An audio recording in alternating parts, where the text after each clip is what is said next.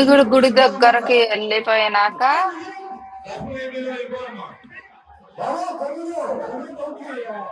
సంప్రదాయం భార్య, భర్త, పిల్లలు, వాళ్ళ మేకపోతు అందరితో తిరగాలి అన్నట్టు వెళ్తారనమాట.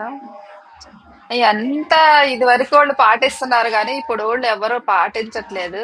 కానీ వాళ్ళు చెప్తే వినేవాళ్ళు కొంతమంది ఉంటారు, వినని వాళ్ళు కొంతమంది ఉంటారు. కాకపోతే దేవుడు అన్న భక్తితో ఖచ్చితంగా వింటారు అనమాట. మమ్మల్ని పిలవలేదు అని అలిగేవాళ్ళు ఉంటారు, పిలిచే పరిగెత్తుకుని వచ్చేవాళ్ళు ఉంటారు. అన్ని సరదాలు సంప్రదాయాలు బాగుంటాయి.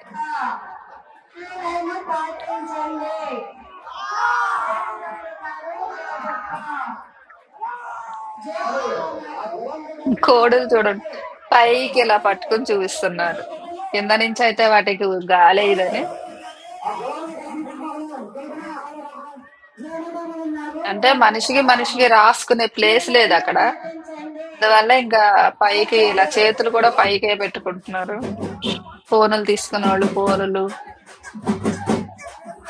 అమ్మవారి విగ్రహం లోపల ఉంటది, చిన్న గుడే గాని తర్వాత డెవలప్ చేశారు. చుట్టూతా ఇలా షెడ్ అంతా వేశారు. ఇది వరకు అయితే ఒక నేలలా ఉండేది, మొత్తం ఒక గుడి ఉండేది అంతే. చాలా డెవలప్ చేశారు ఇప్పటికి.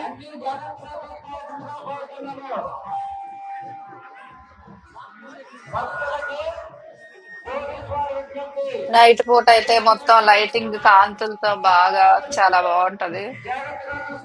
ఇక ఒకప్పుడు తిరిగేవాళ్ళం, ఇప్పుడు కాళ్ళు నొప్పులు వచ్చినాయి, ఏవి తిరగలేక కూర్చున్నా కాడే ఉండిపోవాల్సి వస్తుంది. ఒకప్పుడైతే మొత్తం రౌండ్లు వేసేసేవాళ్ళం ఏం చక్క.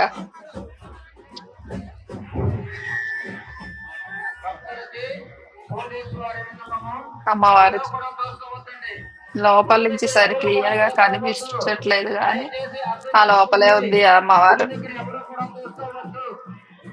అంకాలమ్మ తల్లి.